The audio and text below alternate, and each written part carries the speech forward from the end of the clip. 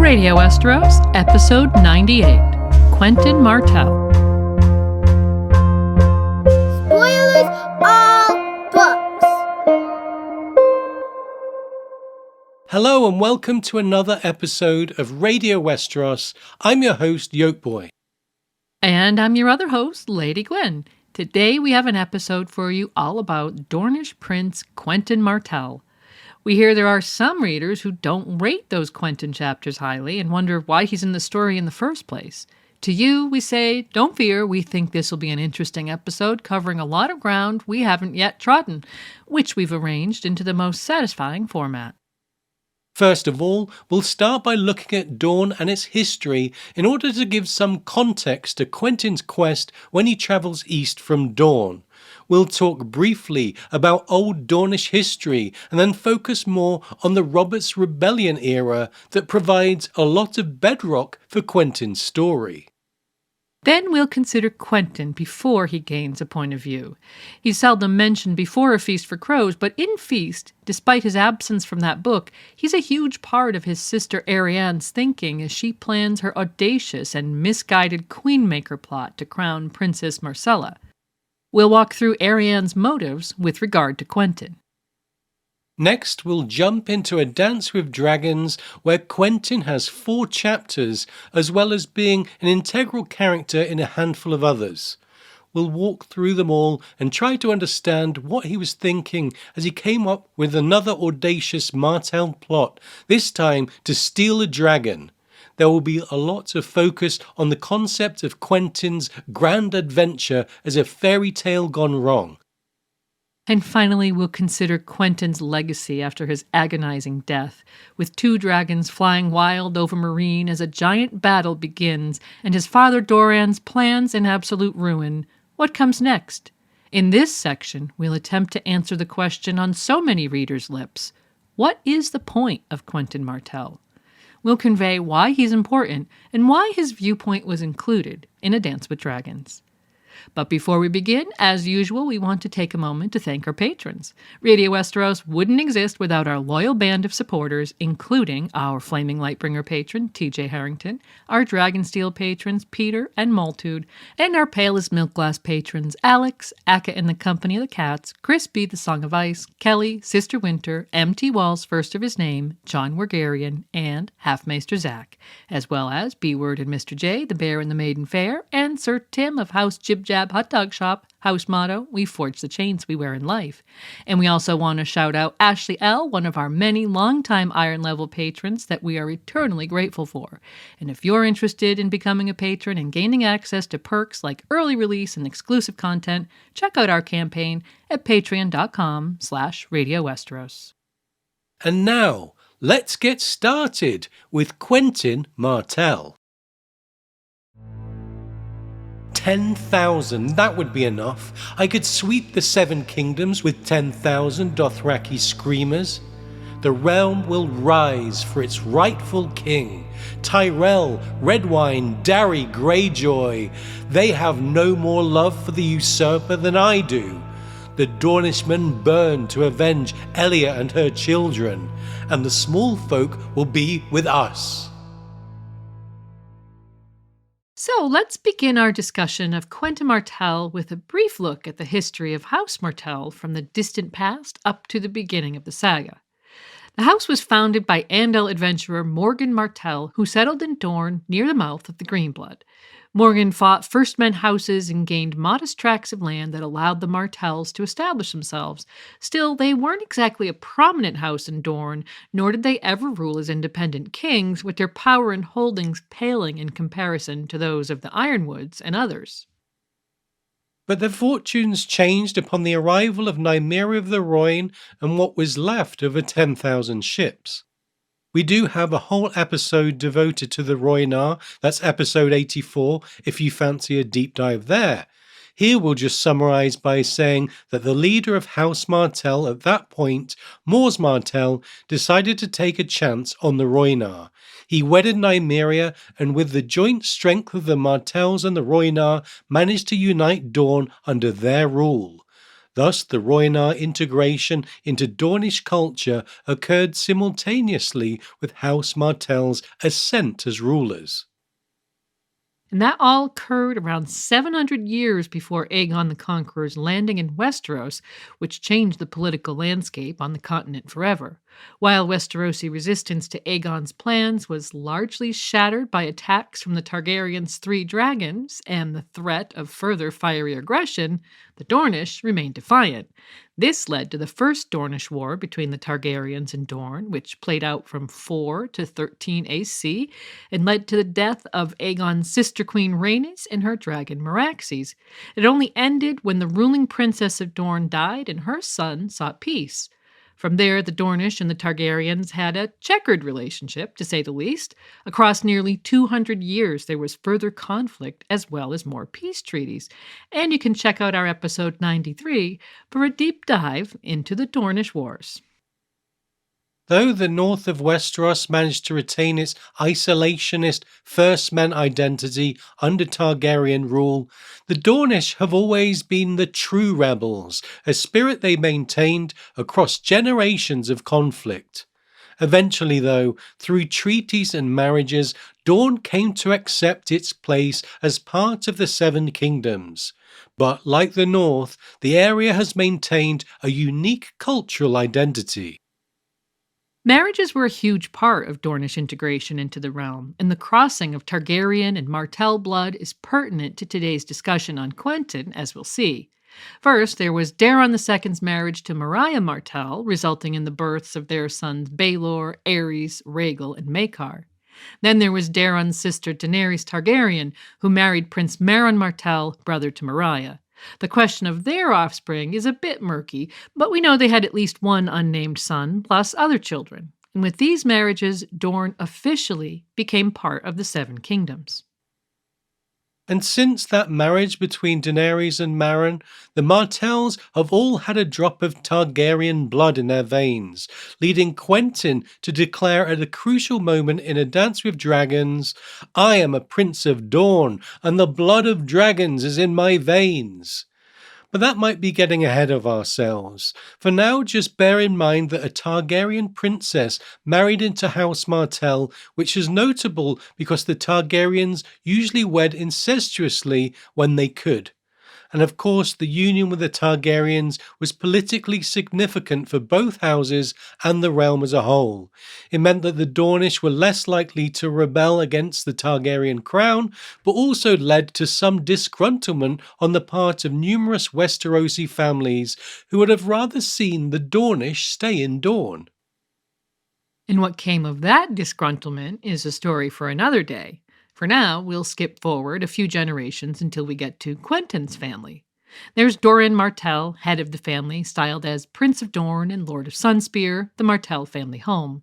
He married a Norvashi noblewoman named Malario, an unusual matchup because while the Prince of Dorne might have been expected to marry with politics in mind, it seems that Doran married for love. And things began well enough for the couple. They produced 3 children, Arianne, Quentyn, and Trystane, ensuring that Dorne was well stocked with heirs. Another prominent member of the family whose actions reverberate heavily into Quentyn's story is Doran's brother, Prince Oberyn Martell. Whereas Doran is known for his caution, in contrast, Oberyn is famed for his hot temper and unpredictability. He's headstrong, uncontrollable, but ultimately as loyal to his family as Doran is. He never married, but fathered 8 bastard daughters who are collectively known as the Sand Snakes: Obara, Nymeria, Tyene, Sorella, Elia, Obella, Doria, and Larisa. And lastly, we shouldn't forget Doran and Oberyn's sister, Elia of Dorne, by all accounts a beautiful woman who was kind and clever. Having been born a month premature, Elia was always a frail child, and this fragility continued into her adult life.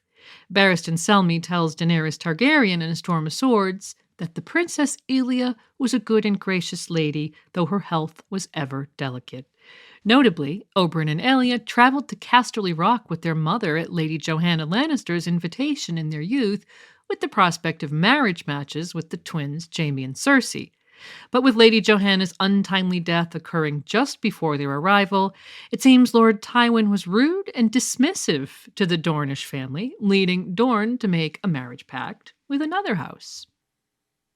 Ultimately, as we said, Oberyn Martell would never marry, but his sister Elia was married to Prince Rhaegar Targaryen, Crown Prince of Westeros, in 280 AC. She was accompanied to King's Landing by her uncle, Prince Lewin Martell, who joined Aerys' Kingsguard, likely in her honour. Elia would give Rhaegar 2 children, a daughter and a son, before events intervened that changed everything. And keeping our focus on the next generation, Doran and Melario's first child was Arianne, born in 276 AC.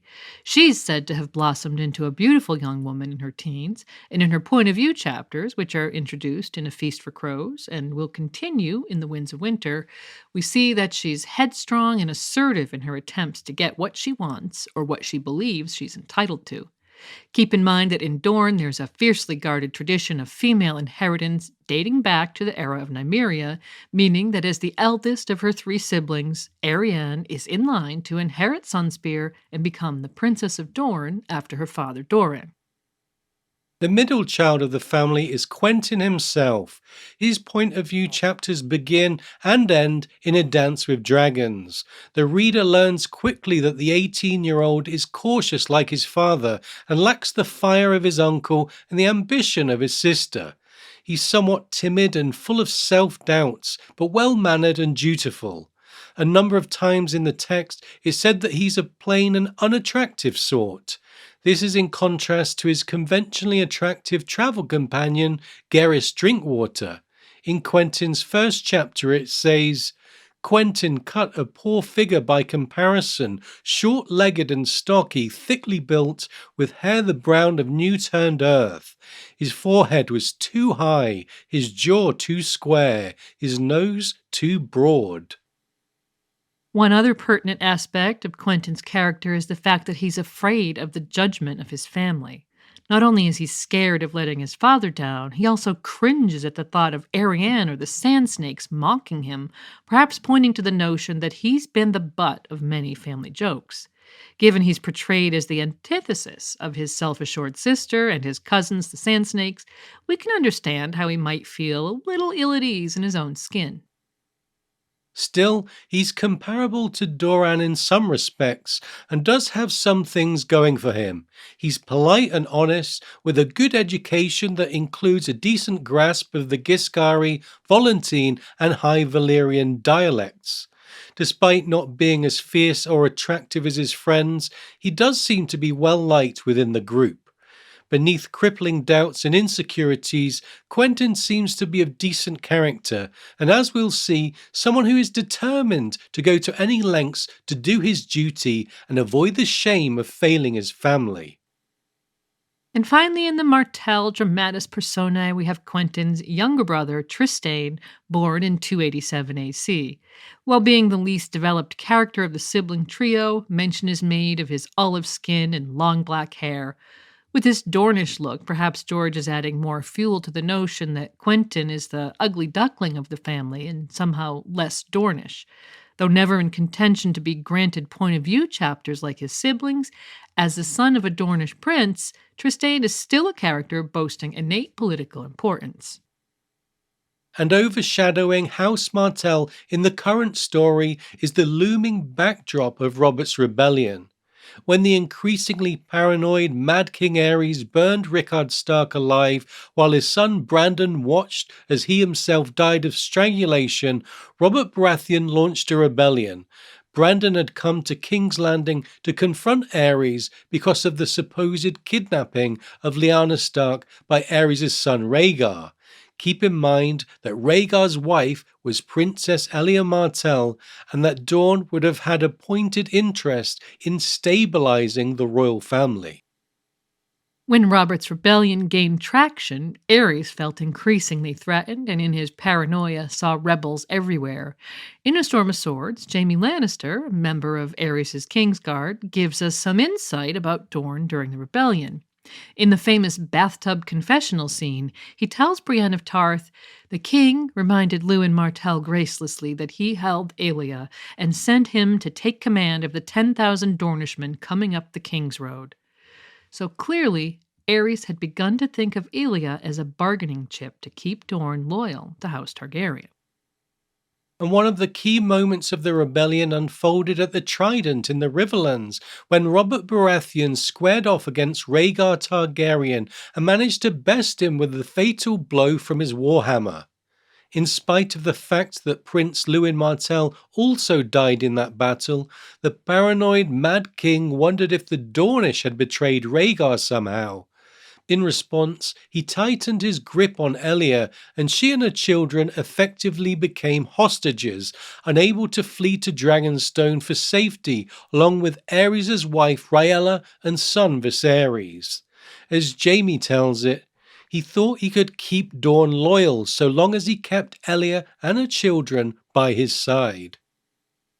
But after the Trident, the writing was on the wall for House Targaryen.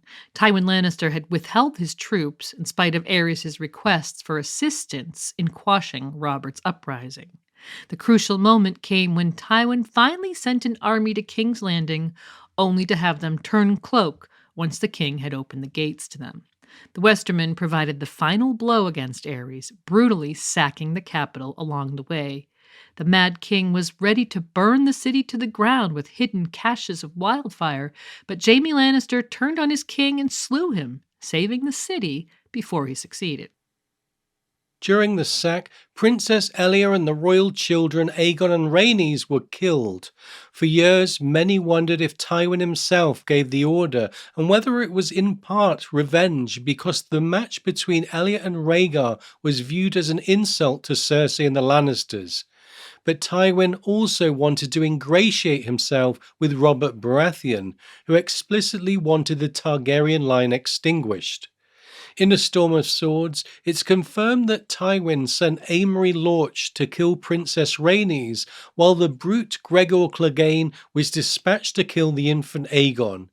Exceeding his orders, Clegane also raped and murdered Elia Martell after smashing Aegon's skull against the wall. While Tywin had succeeded in cementing Robert's role as the new, uncontested King of the Seven Kingdoms, he had also caused great harm to House Martell, a fact which forms the groundwork of our Quentyn discussion today. In A Storm of Swords, Oberyn Martell arrived in King's Landing ostensibly to take up a position on the small council and to attend King Joffrey's wedding to Margaery Tyrell. When Tyrion Lannister and his father Tywin discuss Oberyn in private, we get this passage. Prince Oberyn's presence here is unfortunate. His brother is a cautious man, a reasoned man, subtle, deliberate, even indolent to a degree. He is a man who weighs the consequences of every word and every action, but Oberyn has always been half mad. Is it true he tried to raise Dorne for Viserys? No one speaks of it, but yes, ravens flew and riders rode with what secret messages I never knew. Jon Arryn sailed to Sunspear to return Prince Lewin's bones, sat down with Prince Doran, and ended all the talk of war. But Robert never went to Dorne thereafter, and Prince Oberyn seldom left it. So Tywin knows that Oberyn would have rebelled against the crown were it not for the leadership of his calmer brother and the diplomacy of Jon Arryn. Of course, we learn in A Feast for Crows that Doran had not quietly acquiesced and forgiven the Baratheons and House Lannister. While Oberyn wanted immediate retribution for the deaths of Elia and her children, Doran instead played a long game of revenge. Their methodology might have been very different, but their endgame is the same. When Arianne asks Doran in A Feast for Crows what he really wants, he replies, vengeance, justice, fire and blood. And so Doran's calm demeanor and apparent passivity is just part of a giant ruse that will one day come to the fore. In that quote from A Storm of Swords, Tywin mentions secret messages that he's somewhat aware of, but certainly not privy to. And in Quentyn's chapters in A Dance with Dragons, we're going to see the young man present a very old piece of parchment to Daenerys Targaryen. This document is, in fact, the result of those secret messages and represents an alliance agreed upon years earlier, sealing a marriage pact between Viserys Targaryen and Quentyn Martell. Yeah, at the end of the rebellion, with the remaining Targaryens in great danger, Dany and Viserys were whisked away to Braavos by loyalist Sir Willem Darry. Clearly, Darry was in contact with Prince Doran and House Martell all along. Oberyn was sent to finalise and oversee the pact agreed upon with Willem Darry and witnessed by the Sea Lord of Braavos. Barrister Anselmi says that if King Robert had discovered the details of this agreement, he might have gone to war with House Martell and tried to destroy them once and for all. Doran had thus guarded the secret even from his daughter Arianne, knowing that one slip from her could spell disaster for their house. It's certainly interesting that Tywin Lannister knew that ravens flew from Sunspear, and we're left to wonder how much Robert knew about any plans for the Martells to support Viserys. Given that Sunspear is still standing, it may be that his hand Jon Arryn kept him in the dark. And considering the signing of the Arianne and Viserys pact for a moment, it's certainly interesting that the Sea Lord bore witness. Throughout the Dany chapters in the saga, she reminisces about living in the house with the red door and the lemon tree, an idealized part of her childhood that she remembers very faintly. Our theory here is that the house with the red door was in fact a building in the Sea Lord's palace grounds. In a Samwell chapter in A Feast for Crows, we learn that trees did not grow on Braavos, save in the courts and gardens of the mighty. And who is considered mighty in Braavos if not the Sea Lord? Given the Sea Lord witnessed the pact, the Sea Lord's palace is a clear contender for the house with the red door. Oberyn could have even offered the lemon tree as a symbol of dawn and as a thank you for the Sea Lord's role in witnessing the agreement. With all his wealth, the Sea Lord would have the resources to import good soil to his garden in order to grow trees when the rest of Braavos could not, hence the lemon tree survived. Altogether, the house with the red door being at the Sea Lord's palace makes sense to us on multiple levels. But regarding the secret pact, we direct you to the immortal words of Scottish poet Robert Burns: "The best laid plans of mice and men often go awry." When Khal Drogo crowned Viserys Targaryen with liquid gold at Vaes Dothrak, Doran's plot was turned on its head. What we're going to see today is the man's attempt to pivot and achieve his endgame in another way. Meanwhile, Oberyn had sought his own vengeance in King's Landing. Following Joffrey's death, the Red Viper jumped at the chance to defend Tyrion Lannister as his champion in a trial by combat versus Gregor Clegane. Unfortunately for Dorne, even though he managed to mortally wound his opponent, Oberyn's head was burst like a melon between Gregor's strong hands. Still, Oberyn did manage to extract a confession about Elya's death from Gregor. And given that mad scientist Qyburn reanimates Gregor as the formidable and mysterious Robert Strong, that plot thread is likely not done quite yet. While Qyburn has sent a large head to Dorne, purportedly belonging to Gregor, what happens when Oberyn's daughter, Lady Nym, who has travelled to King's Landing to take up her father's seat on the Small Council, realizes that Robert Strong is Gregor Clegane? And with the death of Oberyn, who was beloved in Dorne, there's even more pressure on his brother Doran to bring his plan for vengeance to fruition. The Red Viper left an indelible mark on the plot, and his actions add further weight to Quentyn's quest. And of course, he's already had a massive impact on Quentyn's life. At 16, Oberyn Martell took Lord Edgar Ironwood's paramour to his bed, which led to a duel between the two men. Though the duel was supposed to be to first blood only, it seems that Oberyn poisoned his blade, since Lord Edgar's wounds later festered and killed him, which is where the Red Viper's nickname originated. As a result, Oberyn was sent away into unofficial exile, and to mend the rift between the Martells and the Ironwoods, Quentyn was sent as a ward to Ironwood. His mother, Milario, being Norvoshi, was not used to the Westerosi custom of wardship and strenuously objected to her son being sent away. It seems that this is a major reason why she left Doran and returned home to Essos. On a meta level, perhaps George wanted Milario out of the way to make Quentyn more vulnerable and to allow Doran to send him off on a mad quest and into great danger in Slaver's Bay. For Quentyn, Oberyn's faithful duel meant a youth spent largely away from home. Not only did he seldom see his mother from that point on, but being a ward of the Ironwoods meant that he had a weaker relationship with his sister Arianne. We learn in A Feast for Crows that when she was 14 years old, Arianne discovered a secret letter written by Doran to Quentyn, which stated that Quentyn would one day be the Prince of Dorne. In her mind, this meant that her father was planning to skip her in the line of succession, contrary to Dornish inheritance traditions.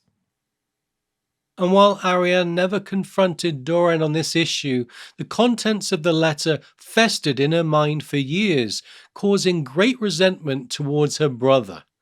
However, as we mentioned, Doran was marking Quentyn down as the future Prince of Dorne because he was actually planning for Arianne to be the Queen of the Seven Kingdoms, alongside Viserys. This misunderstanding has a massive influence on the plot as it inspires Arianne in her ill-fated Queenmaker scheme to crown Myrcella Baratheon, leading to the death of Kingsguard Sir Aerys Oakheart, which in turn allows Sir Robert Strong to be appointed to Tommen's Kingsguard. And we'll cover this aspect of the story later in more detail. So, with all this said, we can really appreciate how complicated and pertinent the Dornish backstory really is to Quentyn Martell's quest. Quentyn might only have 4 chapters in the saga, but the groundwork beneath them shows us how deep the roots of his story grow.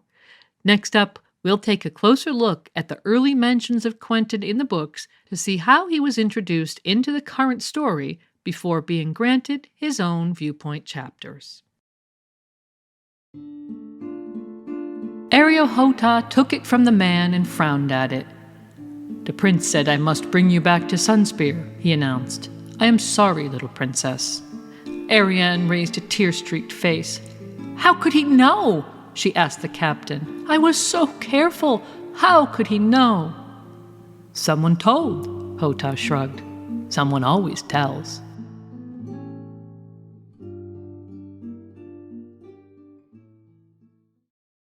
In the first book of the saga, A Game of Thrones, the Martells are seldom mentioned.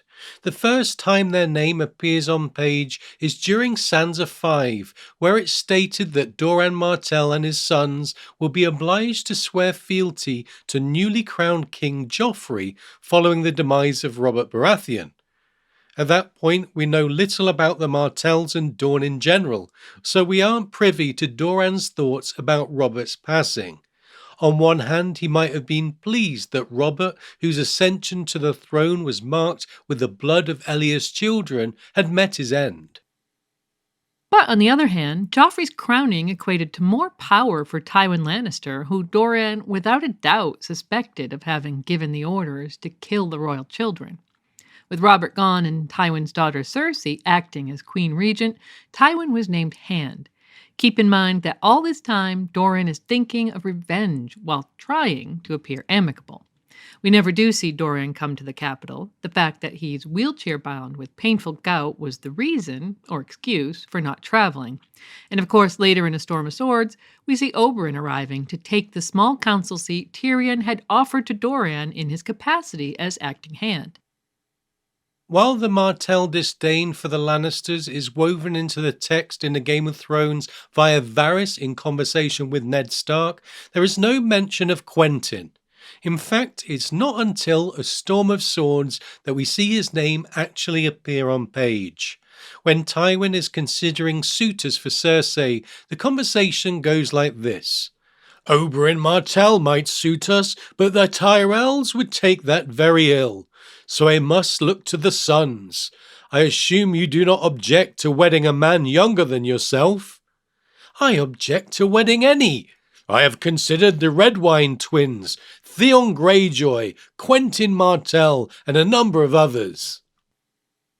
So Tywin has a lot to think about when matchmaking for his daughter. In spite of Doran's apparent passivity, Tywin must be well aware that Doran carries great enmity for House Lannister, and notably the Myrcella Trystane match set up by Tyrion involved her traveling to Dorne and not the other way around. Marrying Oberyn or Quentyn to Cersei might have seemed like a great way to move on from the past, building on the Myrcella betrothal. It's interesting to consider what Doran would have made of either of the proposed Cersei matches, and how he would have inevitably refused them if they'd been suggested. And in the realm of hypotheticals, can we imagine for a moment what a marriage between Cersei and Quentyn would have looked like? It's such an obviously poor mismatch. Thinking of the two of them is downright humorous. But Tywin, of course, prefers the idea of uniting the Lannisters and Tyrells, given the might of Highgarden, which aided them so effectively at the Blackwater. If Tywin had insisted that Cersei marry Quentyn, the match would have no doubt caused a rift between the Lannisters and the Tyrells due to the Reacher's long-standing friction with Dorne. And so he firmly suggests that Cersei marry Willas Tyrell, much to her annoyance. As she sees it, all the matches suggested by her father are inappropriate personally, even if they make sense politically. In the end, though, Cersei does not remarry, and by the end of A Storm of Swords, there's no more Tywin to tell her what to do. There's no way she's going to marry the likes of Quentyn Martell of her own volition, and by then Oberyn had stoked the old Lannister enmity in King's Landing anyway, before his very public demise.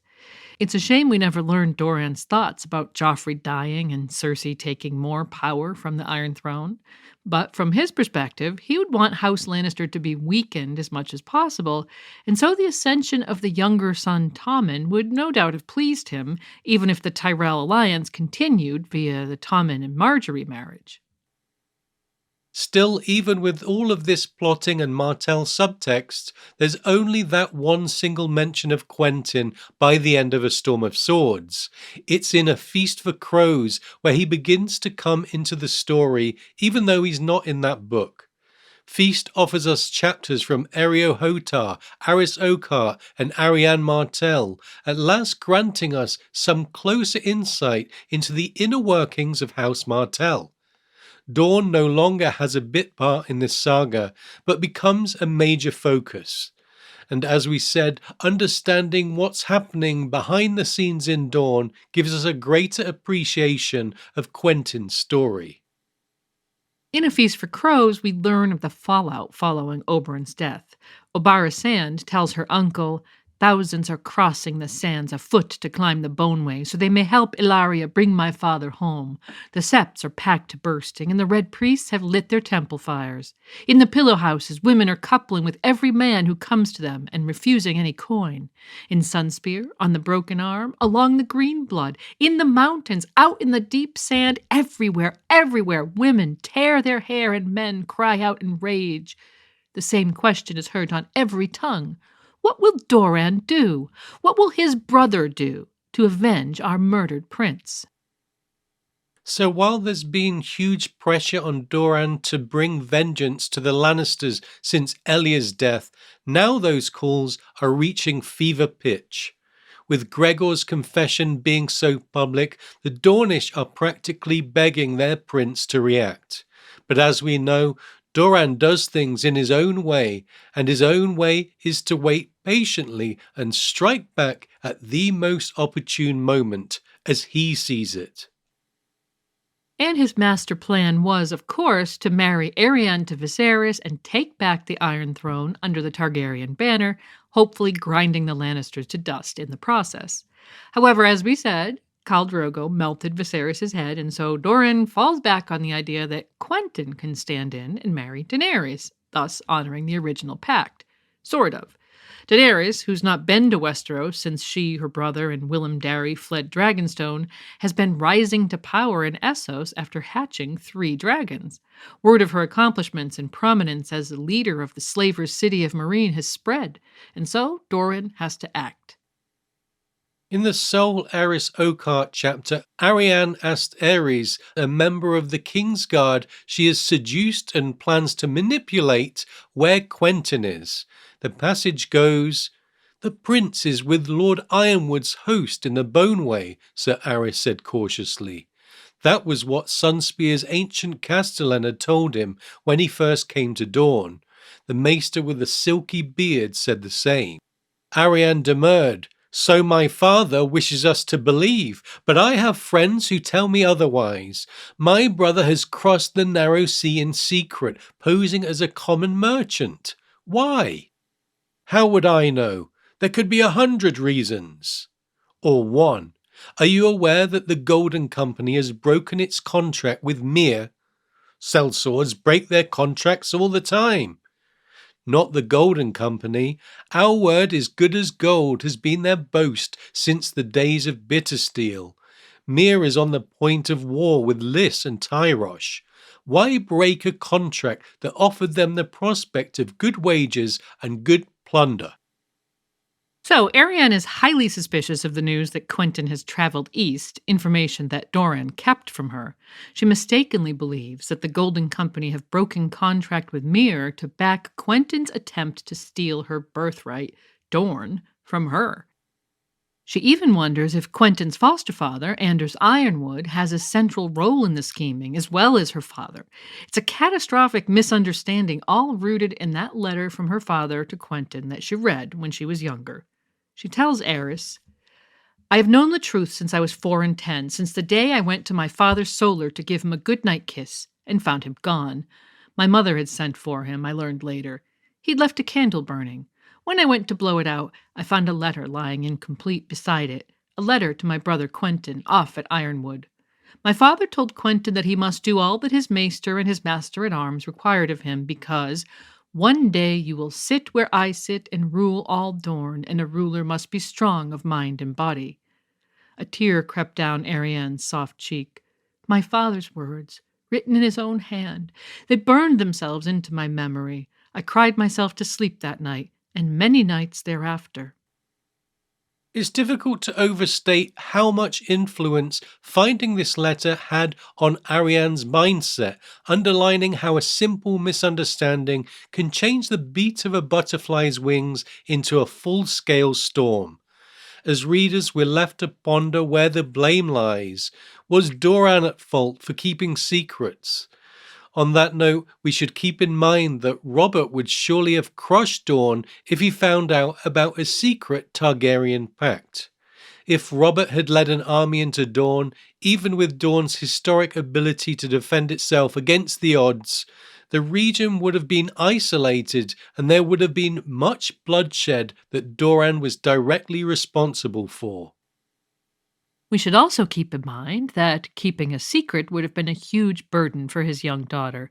If she'd slipped and made a mistake, as young people often do, Dorne might have been devastated as a result, and Arianne could have been killed. The Queenmaker plot shows that she has a rash side that may have landed her family and region in serious trouble. If she had told just one person, they might have told one person, who might have told another person, etc., etc., and that's the way secrets travel.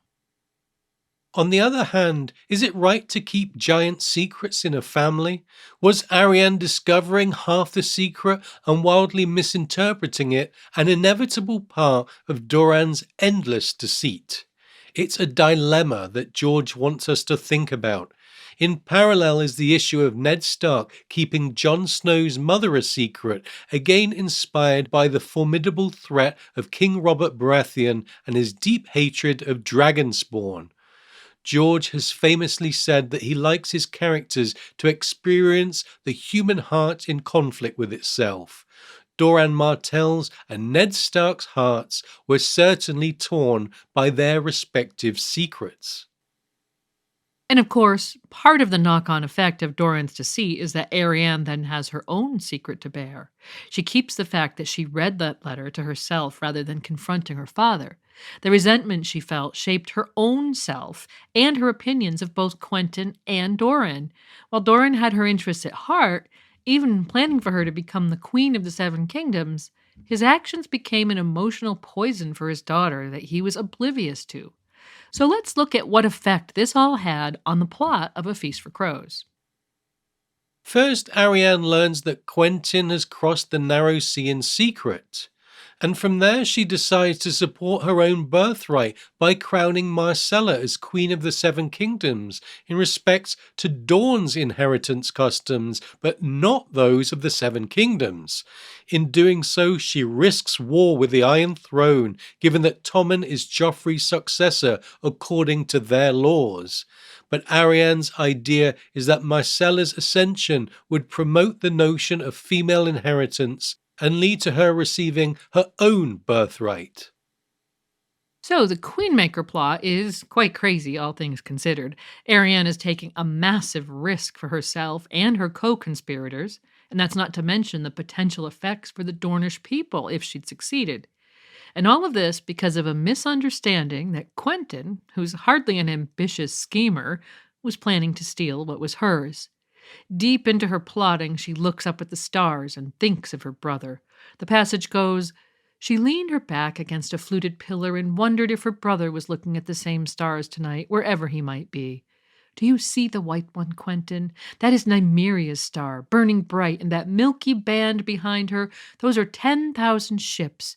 She burned as bright as any man, and so shall I. You will not rob me of my birthright." But of course, Quentyn himself is completely oblivious to all of this. In Quentyn's A Dance with Dragons chapters, Arianne's name is not mentioned a single time. In fact, the only time he's shown to think of his sister is when he's worried about her and the Sand Snakes mocking him for failing his mission to marry Daenerys, which of course they know nothing about.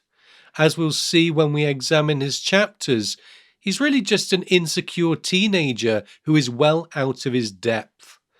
Arianne couldn't be more wrong about him, and again it's a sad indictment of keeping secrets that the siblings' relationship has become so poisoned.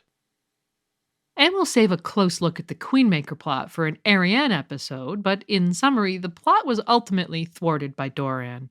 "Someone always tells," says Doran's guardsman, Ariohota, later on in the book, which is a profound sentiment in this discussion, as it's exactly the reason why Doran never told Arianne about his plans.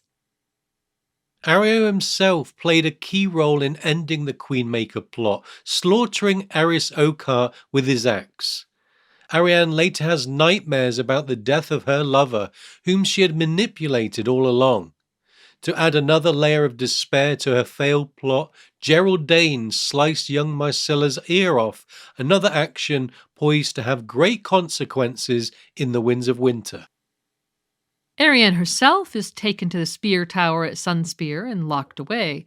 During her weeks of captivity, she considers the implications of her failed plot and her plan to force Doran to retire to the Water Gardens with Quentyn for company.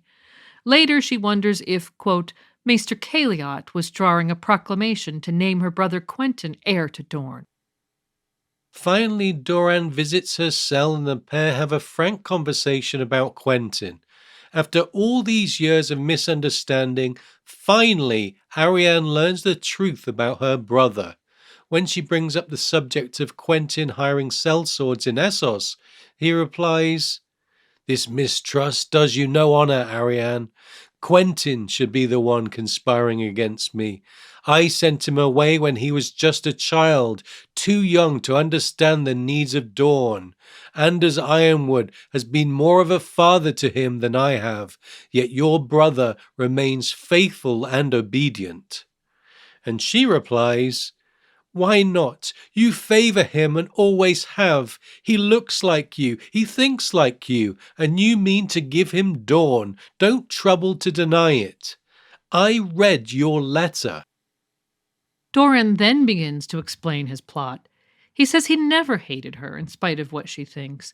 All the poor matches he'd suggested for her were also part of the ruse. He talks about the secret pact and regrets not telling her when she came of age. He says, "If I kept you ignorant too long, it was only to protect you.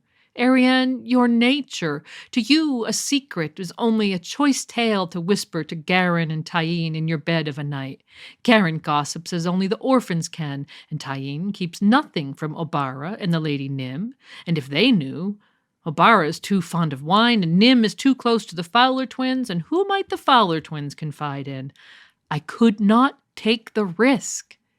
And he goes on to name Viserys as the secret suitor. Then he informs Arianne that the Sand Snakes, whom he'd arrested to prevent them from acting rashly after their father Oberyn's death, were in fact living comfortably and not in any danger. And finally, we get to Quentyn. When she asks him where her brother was sent to, the passage goes like this. Her father plucked up a Sivas piece. I must know how you learned that Quentyn was abroad. Your brother went with Cletus Ironwood, Maester Kedry, and 3 of Lord Ironwood's best young knights on a long and perilous voyage, with an uncertain welcome at its end. He has gone to bring us back our heart's desire. She narrowed her eyes. What is our heart's desire? Vengeance. His voice was soft, as if he were afraid that someone might be listening. Justice. Prince Doran pressed the onyx dragon into her palm with his swollen, gouty fingers, and whispered, Fire and blood. Of course, fire and blood are the House Targaryen words, so Doran's words work here as both a reference to vengeance for his sister Aelia and her children, and as an indirect assertion that Quentyn has gone to seek out Daenerys. That's the final passage of the Dornish storyline in A Feast for Crows, leading to Quentyn's adventure in A Dance with Dragons. So we see how deep the bedrock for Quentyn's story really goes. George has masterfully constructed a Dornish backstory built on murder, vengeance, and misunderstanding. In the next segment, we'll take a close look at Quentyn Martell to see where that groundwork takes us on his quest for fire and blood. Adventure stank. She boasted 60 oars, a single sail, and a long, lean hull that promised speed. Small, but she might serve, Quentyn thought when he saw her, but that was before he went aboard and got a good whiff of her. Pigs was his first thought, but after a second sniff, he changed his mind. Pigs had a cleaner smell. Though the first Quentyn chapter begins in Volantis, there's already been some important story before that point, so let's consider the timeline from left to right. Doran sent Quentyn on this quest with the intention of replacing the Arianne-Viserys marriage alliance with a Quentyn-Daenerys one. It was imperative that the maneuver be kept under wraps, so Quentyn set sail from Plangytown in dawn with only a small entourage of companions. First among his companions was Maester Kedry, who's in service to Anders Ironwood. Kedry is an expert on the Free Cities who could speak multiple languages and was likely there to offer wisdom and guidance to the band of young men who lacked traveling experience. And as a maester, he also offered healing skills that could have come in handy if one of the group were injured or sick. The fact that he was an Ironwood man is significant because it shows that the 2 most powerful houses in Dorne were working together in this scheme, having previously been at loggerheads after Oberyn so unsportingly poisoned Edgar Ironwood. Of course, the groundwork was laid for those reparations when Quentyn was fostered with the Ironwoods, showing that while Melario might have been devastated to see her son leave Sunspear, there was tangible political value for Doran in this arrangement. If Doran had been scheming all along, he clearly realised that his chances of Dornish revenge would increase with the Ironwoods by his side, so we can view Quentyn's fostering as a political success at the expense of his family and personal situation. But of course that success will mean nothing if Quentyn fails on his mission to marry and ally with Dany. The stakes of this adventure are sky high. And speaking of the Ironwoods, Quentyn was also accompanied by 2 members of House Ironwood. First, there's Cletus Ironwood, the only son of Lord Anders. Given Quentyn's history as Anders' page and squire from a young age, we can imagine that Cletus might have been like a brother to him. Cletus is a very valuable character, not only to the Ironwoods, but to Dorne as a whole, noted to be of an upbeat disposition and who no doubt had a bright future ahead of him. Then there's Archibald Ironwood, Cletus's cousin, and as far as we know, the only child of Lord Anders' brother. Archie is a large man, 6.5 feet tall, who wields a warhammer, which puts us in mind of a young Robert Baratheon, though he's completely bald due to a childhood illness. If Kedry was useful as an advisor, Archie's role in the group is to provide the muscle. Doran must have been pleased there was someone in the group who could protect his son in case push came to shove on the journey.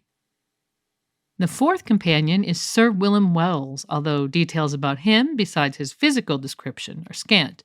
One thing's for certain, though, as an apparent member of a Dornish noble house, he's another important character in the Dornish hierarchy, despite his bit part in the story.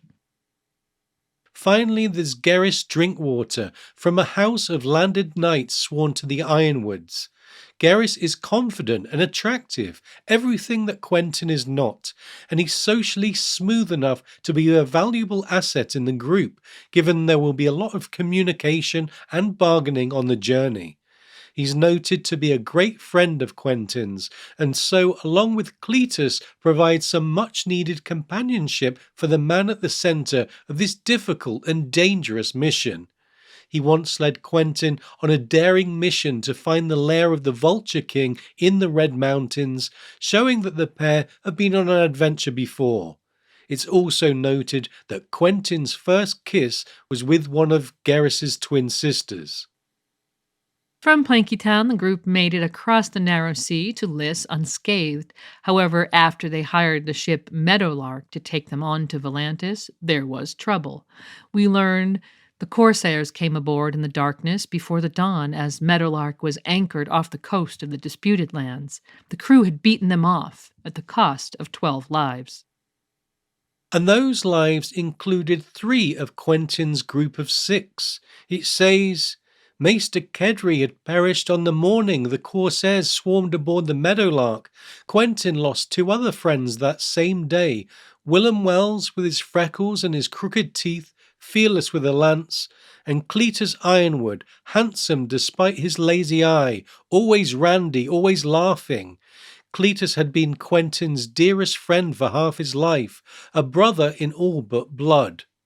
"Give your bride a kiss for me," Cletus had whispered to him just before he died. So the voyage to Slaver's Bay met disaster early on. Maester Kedry, the wisest and likely the actual leader of the group, was gone. Cletus Ironwood, Quentyn's foster brother and son of the head of House Ironwood, gone. Willem Wells, a knight of noble birth, gone. With half his team dead, perhaps we shouldn't be surprised that the opening sentence of his first Viewpoint chapter is, "Adventure stank." Yeah, that chapter is called The Merchant's Man, and the opening 2-word sentence is notably one of the most meta lines in this saga. While in story, this is Quentyn's sensory reaction to the ship called Adventure that he and his men are trying to hire to take him to Daenerys in Slaver's Bay. It's also a commentary on Quentyn's story and indeed George's perception of medieval quests in general. Whereas in fairy tales the dashing prince succeeds in searching for his princess and love ensues, George is noted for the grim realism of his world. The reality of the concept of adventure is therefore something George wants to study in Quentyn's story, challenging any romantic and idealized notions. Quentyn is on an adventure, and in just those 2 words, adventure stank, we sense that things might not end well. Trying to get passage on a ship that will take the massive risk of traveling the dangerous waters of Slaver's Bay where Corsairs roam isn't easy, which is exactly why Quentyn was considering a ship that literally stank. It says, The stink was piss and rotting meat and night soil. This was the reek of corpse flesh and weeping sores and wounds gone bad so strong that it overwhelmed the salt air and fish smell of the harbor. It soon revealed that as part of a disguise to hide Quentyn's identity, both Cletus and Garrus Drinkwater had played the role of merchants, with Quentyn as their servant, hence the name of the chapter.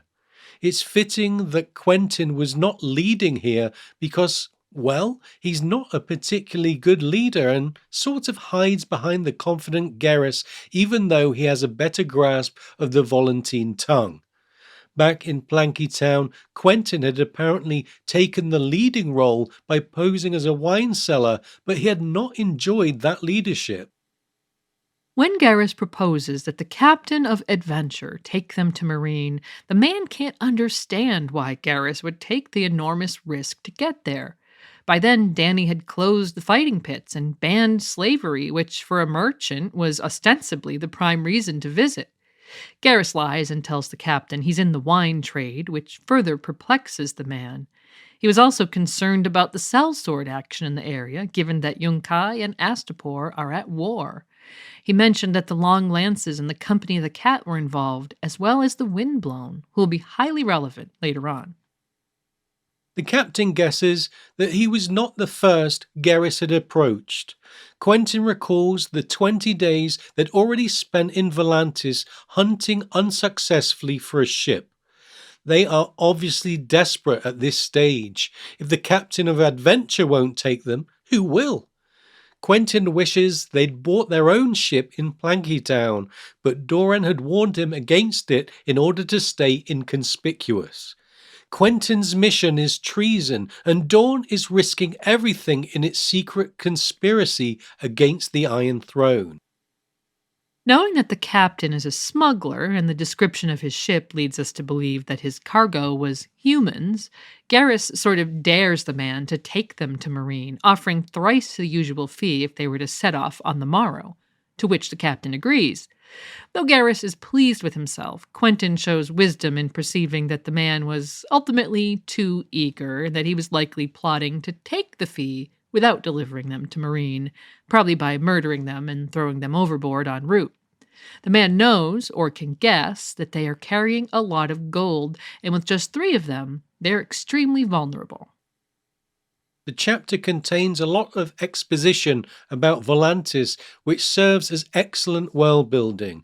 There are descriptions of the sweet food and the busy streets packed with ox carts, elephants, palanquins and slaves, all of which were foreign to Quentyn, who had never ventured out of Dorne before. Quentyn travels in a hathay, which are upmarket carts pulled by a tattooed slave riding a dwarf elephant. Maester Kedry had informed Quentyn that there were 5 slaves for every free person in Volantis, which of course makes the free city ripe for an uprising.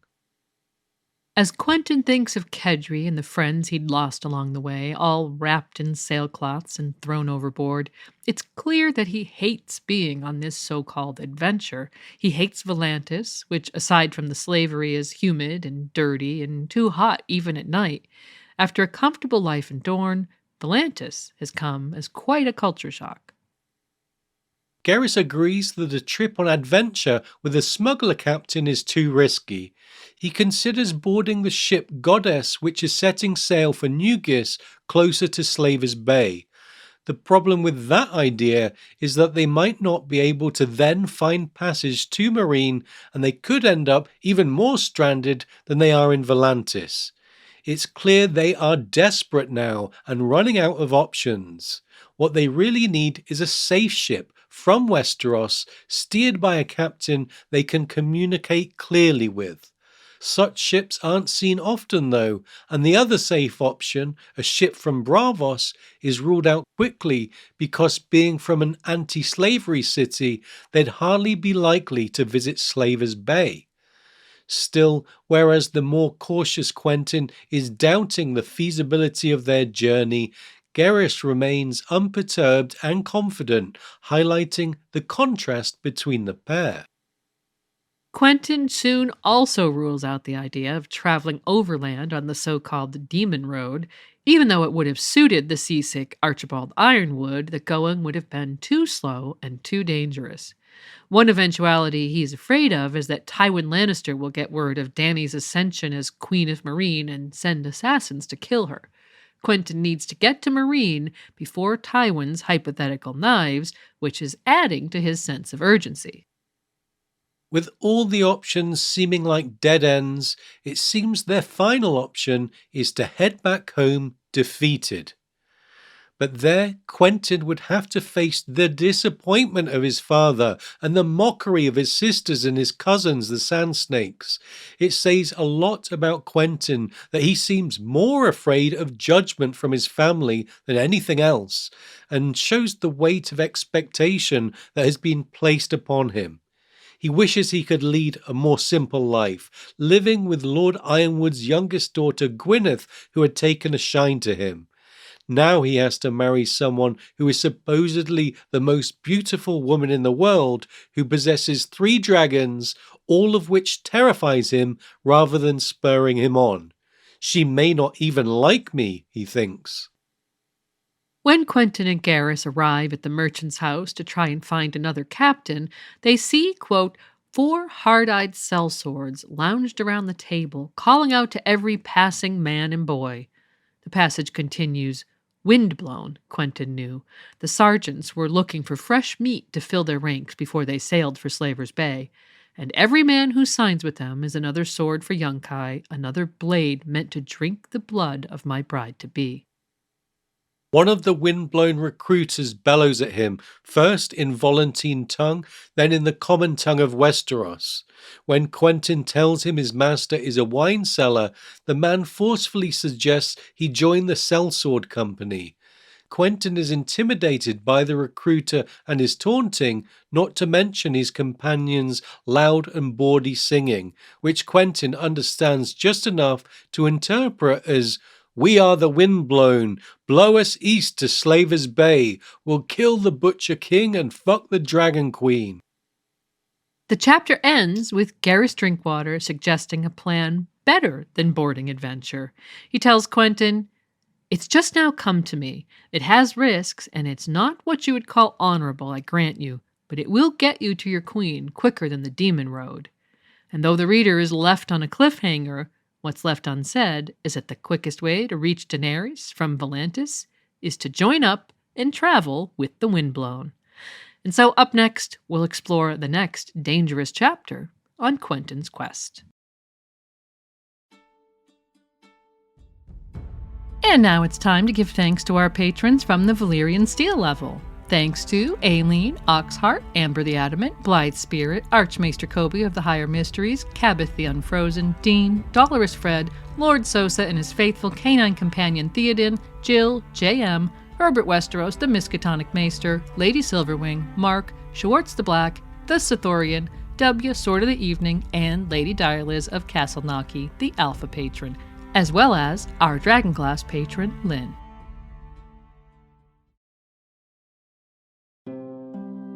In Dawn, Quentyn Martell had been a prince, in Volantis a merchant's man, but on the shores of Slaver's Bay he was only Frog, squire to the big-balled Dornish knight the sellswords called Greenguts. The men of the Windblown used what names they would and changed them at a whim. They'd fasten Frog on him because he hopped so fast when the big man shouted a command. The next Quentyn chapter, called The Windblown, covers Quentyn's brief time with the Sellsword Company. Quentyn is now called Frog. It's an unflattering nickname that paints a picture of an ugly young man, though, as we heard in the quote, he'd earned it due to the way he hopped to attention when given a command. Notice he's again given a subservient role meant to protect him and maintain his anonymity. This time he's supposedly a squire to big Archie Ironwood, now called Greenguts due to his persistent seasickness. But on a meta level, Frog means something else. By now, George's commentary on the reality of medieval adventures is well underway, but the name Frog takes things a step further. It brings to mind the Frog Prince of fairy tale, wherein a man is turned into a frog and must remain one until a princess kisses the frog and turns him back into a man again, after which they fall in love and live happily ever after. If this was an idealistic story, then the Frog Prince analogy would no doubt lead to Quentyn the Frog reaching Daenerys the Princess and her falling in love with him, at which point he'd reveal his true identity and they'd live happily ever after. The reader senses there will be little of this romanticism in Quentyn's story though, and the meta comparison to a happy fairy tale becomes tragically ironic on a reread. And so in this chapter we join the Windblown, who are under contract with Yunkai after Quentyn and his companions have already participated in a battle outside Astapor to take down the so-called Butcher King's successors. And to say that Quentyn didn't enjoy the proceedings would be a massive understatement. It says, Frog would be glad to put Astapor behind him. The Red City was the closest thing to hell he ever hoped to know. The Yunkai had sealed the broken gates to keep the dead and dying inside the city, but the sights that he had seen riding down those red brick streets would haunt Quentyn Martell forever. A river choked with corpses, the priestess in her torn robes impaled upon a stake and attended by a cloud of glistening green flies, dying men staggering through the streets, bloody and befouled, children fighting over half-cooked puppies. The last free king of Astapor screaming naked in the pit as he was set on by a score of starving dogs, and fires everywhere. He could close his eyes and see them still, flames whirling from brick pyramids larger than any castle he had ever seen, plumes of greasy smoke coiling upward like great black snakes. And at Astapor, the Windblown had faced Unsullied, though they were not the genuine article. This new batch of Astaporian Unsullied were untrained and unorganized and had been roundly defeated when riders from the Windblown and the Company of the Cat attacked the flanks of their shield wall, sending the eunuchs running.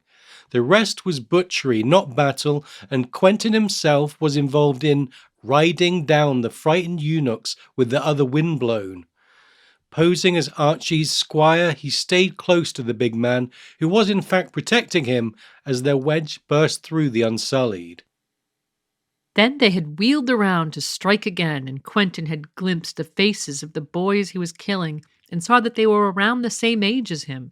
He felt great compassion for them, but, careful not to let his mask slip, he continued the slaughter and ended up with a red blade and a sore sword arm. This was Quentyn's first taste of military action, and though he didn't shy away from his role as a sellsword, the proceedings scarred him. Readers are left to imagine how Quentyn would fare in a real war against a formidable foe. It probably goes without saying, not very well. And now, under orders from the Yunkai, the Windblown have set their sights on Meereen, where Daenerys, the real Unsullied, the Second Sons and Stormcrows, and not to mention 3 dragons, all reside. This is certainly not a battle Quentyn wants to be tangled up in, and so he needs a way to escape and enter Meereen to finally reach Daenerys. But that might be a tall order. The Windblown are led by a Pentoshi nobleman called the Tattered Prince for the patchy cloak he wears into battle. The Tattered Prince is nobody's fool and takes a harsh view of desertion, as one might expect of a mercenary company dishing out contracts. If Quentyn deserts, he risks being hunted down and sent to the company torturer, Pretty Maris, who's noted to be adept at lopping off a limb or two. Again, on this adventure, the stakes are always sky high. The Windblown are a company of 2,000, and slipping away won't be easy. And it's not like 3 Dornishmen could stay inconspicuous for long. Again, Quentyn is stuck between a rock and a hard place, and if he doesn't figure out what to do soon, he'll be dragged into conflict against the very person he's aiming to ally with.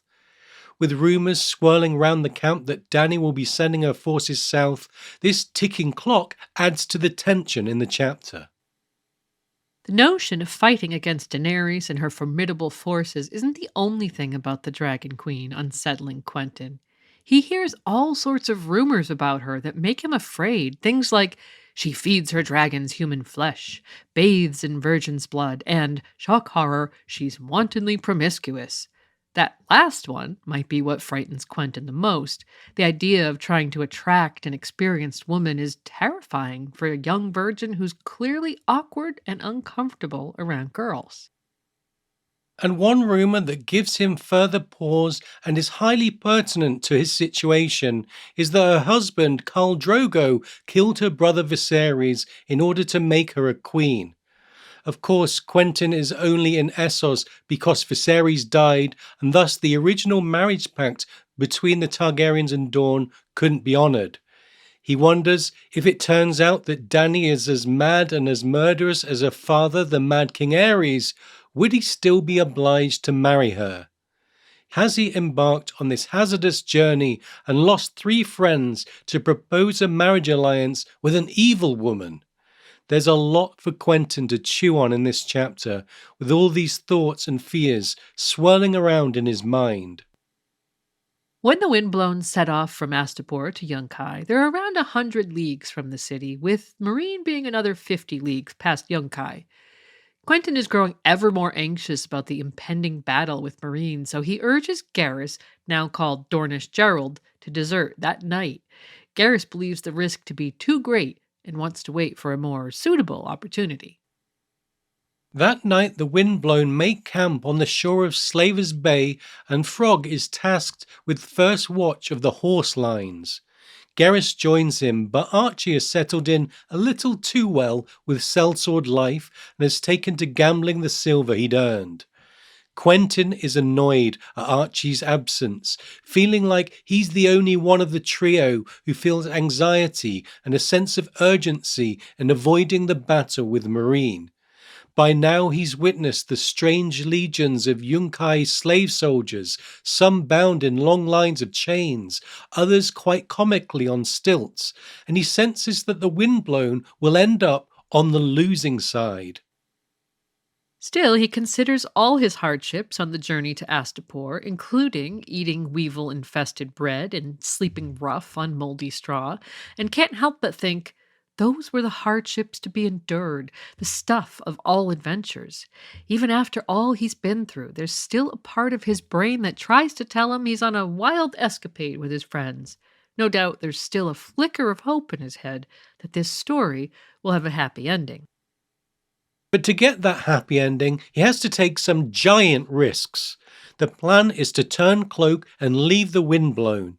Quentyn and his companions had travelled with the Sellsword Company, eaten and slept with them as brothers, and so this manoeuvre will be an unequivocal betrayal. Garrus had made the plan back at the merchant's house in Volantis, and while it had seemed like their last desperate chance to reach their goal, it's proved so dishonourable that Quentyn feels great shame. But he knows that this is still his best chance of making it to Daenerys. Garrus advises Quentyn to wait until they reach Yunkai to desert. That way they won't have to try and find shelter with Yunkai that might turn the 3 of them in. North of Yunkai is no man's land, and they might remain inconspicuous in that area. The problem with this plan is that Quentyn believes Archie has become so integrated into the Windblown that he might not want to abscond on the eve of the battle with Meereen. While Garrus remains unshakable and confident that an opportunity will present itself, Quentyn is full of doubts. However, Quentyn need not have been so concerned, as in the end they do get a lucky break. When the Windblown's ex-paymaster and current sergeant Hugh Hungerford orders the 3 Dornishmen to the command tent, the reader wonders if they've been rumbled. Could the tattered prince have discovered their identity? Would he want to kill them or capture them for ransom? As they set out, it says Quentyn told his friends, "Admit to nothing and be prepared to fight." But it turns out that the Tattered Prince has no idea who they are other than Dornishmen. The Windblown leader was hatching his own plan to potentially turn the cloaks of the Windblown away from Yunkai and for Meereen. No doubt he also saw the writing on the wall about the impending battle. As fellow sellsword Brown Ben Plum of the Second Sons had put it to Daenerys in A Storm of Swords, they are old sellswords, and there are bold sellswords, but no old, bold sellswords.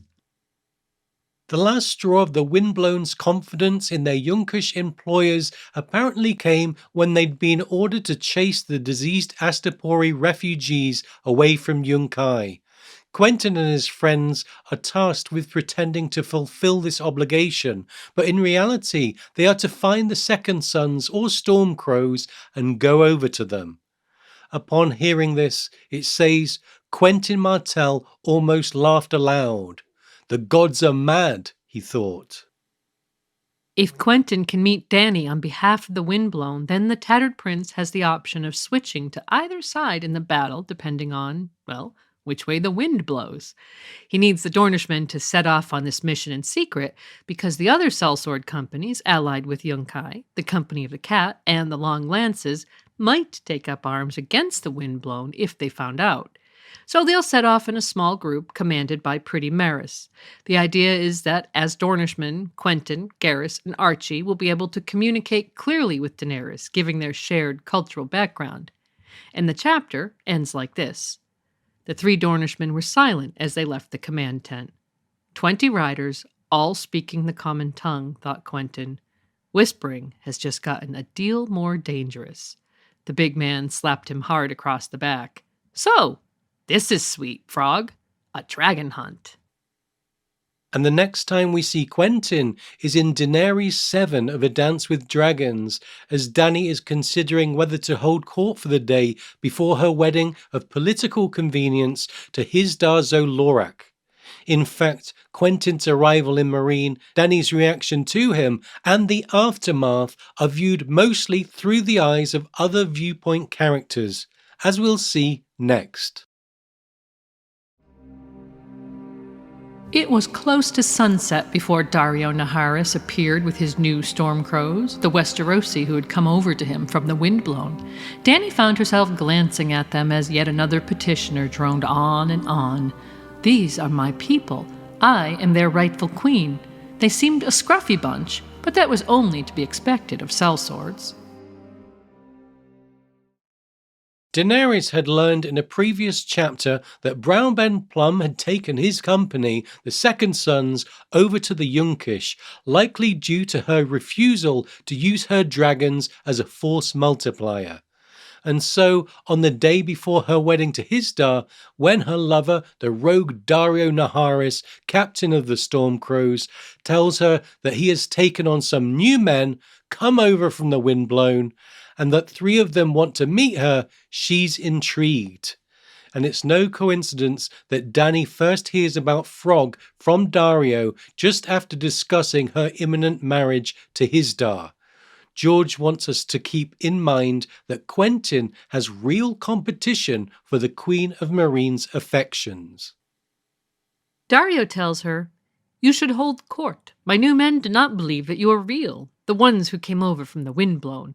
Bred and born in Westeros, most of them, full of tales about Targaryens. They want to see one with their own eyes. The Frog has a gift for you."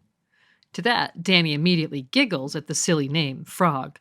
Quentyn is being humiliated in her eyes before Dany has even met him. When Quentyn and his companions are introduced to Daenerys, she immediately notes Archie's size, rivaling even that of strong Belwas. Then she looks at Garrus and notes his sun-streaked hair and laughing blue eyes, finding him handsome. And then we come to Frog. She thinks Frog, the squire, was the youngest of the 3 and the least impressive, a solemn, stocky lad, brown of hair and eye. His face was squarish, with a high forehead, heavy jaw, and a broad nose. The stubble on his cheeks and chin made him look like a boy trying to grow his first beard. Dany had no inkling why anyone would call him Frog.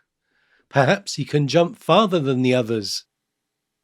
The trio first revealed themselves to be knights, annoying Daario, who realizes they've hidden identities that he was not privy to, and piquing Barristan Selmy's curiosity as a man who knows everything and more about Westerosi knighthood. When Dany asks for their real names, first Garrus and then Archie introduce themselves. And then Quentyn, who has thus far avoided any sort of leadership in the conversation, preferring to let Garrus do the talking, steps forward. And he asks leave to present his gift before stating his real name. An annoyed Dario intercepts Quentyn's gift and only turns it over after a stern word from Sir Barristan. It's a roll of parchment, and reading it, Dany first sees the name Willem Darry, the Targaryen loyalist who had taken care of her in her youth, which sets her heart racing. When Barristan requests to know what's in the letter, Dany says, "It is a secret pact made in Braavos when I was just a little girl." She details the broad strokes of the agreement signed by Sir Willem and Prince Oberyn Martell that Viserys was to wed Arianne and seal an alliance between the Targaryens and Martells. In wonder, Barristan describes the pact as treasonous, enough to send King Robert calling for the heads of Doran, Oberyn, and even of Arianne herself, with Dany responding that is likely why Viserys never knew about it. Quentyn responds to her in the affirmative, saying, "My father was content to wait for the day that Prince Viserys found his army." To her query, Quentyn at last introduces himself, kneeling and saying, "Your Grace, I have the honor to be Quentyn Martell, a Prince of Dorne and your most leal subject." Immediately, Dany laughs that the prince had called himself Frog, which is hardly the reaction the Dornishmen were hoping for after their dangerous and grueling journey. Dany says she's laughing because the prince named Frog reminds her of a Westerosi children's fairy tale of a frog who turns into an enchanted prince when kissed by his true love. And so we see George using the same fairy tale that exists in our world in Westeros as a way of subverting everyone's expectations for this particular tale. As we've said repeatedly today, George is hardly one to tell an idealized fairy tale. Dany thinks it's a shame Garrys is not the prince instead of Quentyn, as the prince is hardly her type. She's cottoned on quickly that Quentyn means to offer himself in marriage and maintain the spirit of the pact. Dario takes exception to the proposition, saying, "The queen needs a man beside her, not a mewling boy," adding to the desperate humiliation Quentyn must be feeling. It's almost a shame this is in Dany's POV, as Quentyn's devastated inner monologue would have been an interesting read. But to his credit, Quentyn does argue back. He highlights the fact that Dorne is offering 50,000 spears. However, Dany informs Quentyn that he's arrived too late, as she's committed to a marriage with Histar in order to keep the peace in Meereen. But one person in Dany's party is not ready to mock Quentyn. Barristan Selmy, who wants Dany to take back the Iron Throne for House Targaryen, knows the value of the Dornish alliance. "This changes everything," he tells her later. House Martell is ancient and noble, and has been a leal friend to House Targaryen for more than a century, Your Grace. I had the honour of serving with Prince Quentyn's great uncle in your father's Seven. Prince Lewin was as valiant a brother-in-arms as any man could wish for. Quentyn Martell is of the same blood, if it please your grace."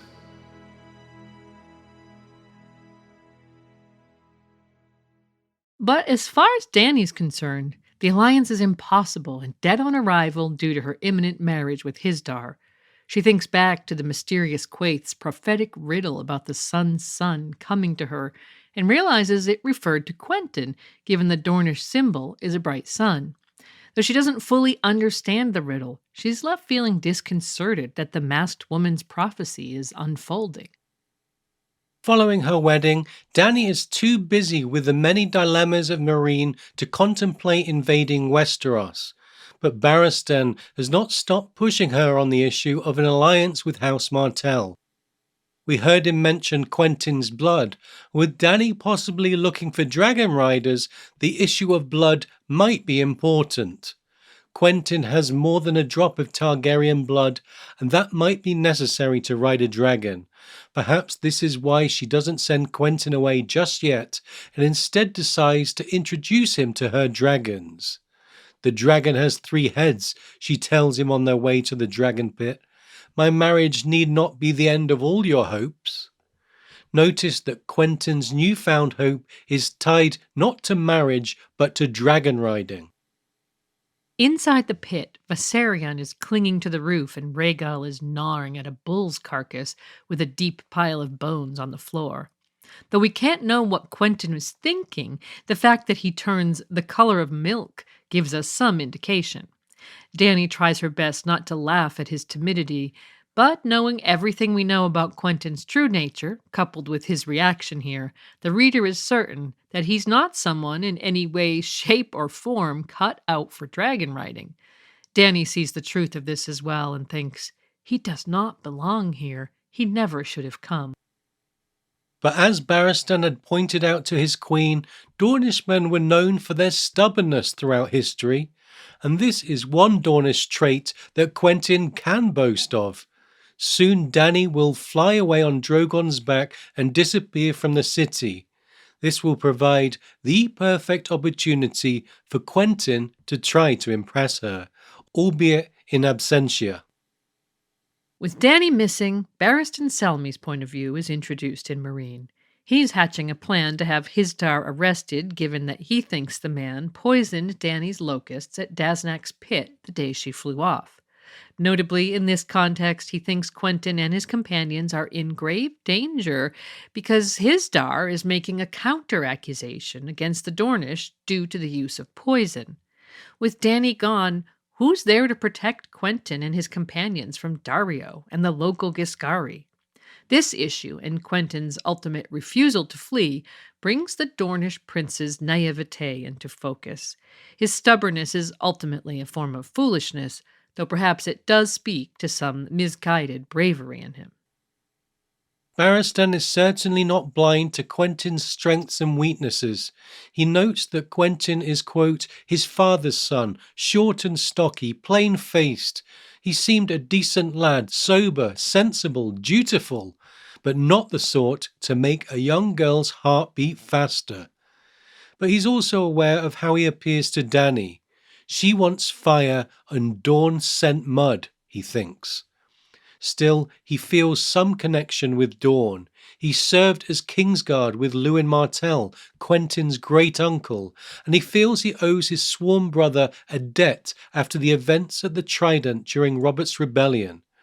While he might not have the power to sway Dany on the issue of a Martell alliance, and Quentyn Martell specifically, he's beginning to feel responsible for the boy's well-being.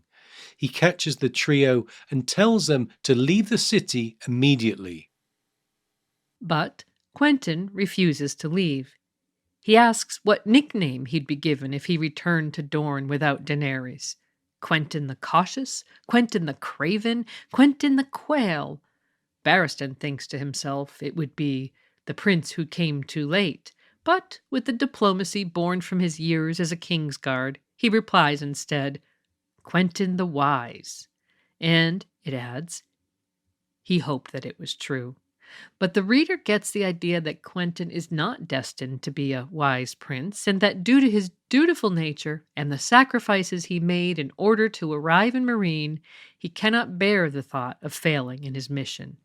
Up next, we return to Quentyn's viewpoint as he hatches a bold plan to impress his would-be bride. It would be sweet to see the green blood again, to visit Sunspear and the water gardens, and breathe the clean, sweet mountain air of Ironwood in place of the hot, wet, filthy humours of Slaver's Bay. His father would speak no word of rebuke, Quentyn knew, but the disappointment would be there in his eyes. His sister would be scornful, the sand snakes would mock him with smiles sharp as swords, and Lord Ironwood, his second father, who had sent his own son along to keep him safe? Quentyn's third viewpoint chapter of A Dance with Dragons is called The Spurned Suitor, and it deals with Quentyn's plan to win the affections of Daenerys Targaryen and save face with those who had sent him on his mission. His goal, seemingly suggested by Dany herself, is to steal a dragon from the pit and prove himself as a suitable husband for her. Right off the bat, this is an audacious plan, and we see Quentyn acting in a very un-Quentyn-like manner. This part of the story is about him going against his own cautious nature and seeing where that road leads. Yeah, the roles in the group are now reversed. It's Garrus urging caution as Quentyn plots to meet the tattered prince with his plan to steal a dragon. The notion of meeting Tatters is already a risky one given the trio's betrayal, and that's before we get to the part about the dragons. It's not too late to abandon this folly, says Garrus as the trio set off an hour before sunset. Quentyn reassures Garrus that Tatters will care more about their gold than their betrayal. When Quentyn mentions his Targaryen lineage, Garrus scoffs. "Fuck your lineage," he says. "The dragons won't care about your blood except for how it tastes." Quentyn replies that stealing a dragon is what he must do. If he steals a dragon, it will matter less if he marries Dany or not, as ultimately she was just a means to an end. Of course, coming home with Dany and 3 dragons would be optimal, but failing that, possessing a single dragon would still be a massive boon for Dorne. After sunset, they find the wooden door with a purple locust, the venue for the clandestine meeting with the tattered prince, and they use the code word freedom to pass through. An old Giscari woman named Zarina ushers them towards an undercellar where the trio will speak to Tatters. They begin by asking his forgiveness for their ruse, but Tatters counters by pointing out that several of his men have been locked up as a result. It's a tense situation. Quentyn is outnumbered, and he realizes that one wrong word will mean bloodshed. He decides to take the princely tact and argues that he was obliged to act in the best interests of Dorne. Tatters is actually calm enough during the meeting, with threats being more implied than overt. He wonders what deal Quentyn is looking for and if his promises have any worth given he's already broken a contract once. Quentyn offers gold. Though they'd left their gold behind in Volantis, he commits to finding that gold as a first payment and then a further installment when he's arrived back in Dorne. Finally, Tatters asks what the money will pay for. "I need you to help me steal a dragon," Quentyn says. Notice that in this scene, Quentyn is no longer hiding behind his companions, but taking the lead. The tattered prince, who we've learned was offered the position of the Prince of Pentos as a young man, but only as a disposable puppet, is not a man to sell his services cheaply. When Quentyn offers double what the Yunkai are paying, Tatters replies, "Double does not pay for dragons, princeling. Even a frog should know that much. Dragons come dear, and men who pay in promises should have at least the sense to promise more." Quentyn starts to suggest triple the contract price, but the tattered prince has something very different in mind. "What I want is Pentos," he says. It's an enormous price, and Quentyn would be making a huge commitment that he might not be in a position to fulfill. But even though the chapter ends there, given the goal is also huge, we get the distinct impression that Quentyn will agree to the terms. Up next, Quentyn's final A Dance with Dragons chapter. The night crept past on slow black feet. The hour of the bat gave way to the hour of the eel of the eel to the hour of ghosts. The prince lay abed, staring at his ceiling, dreaming without sleeping, remembering, imagining, twisting beneath his linen coverlet, his mind feverish with thoughts of fire and blood.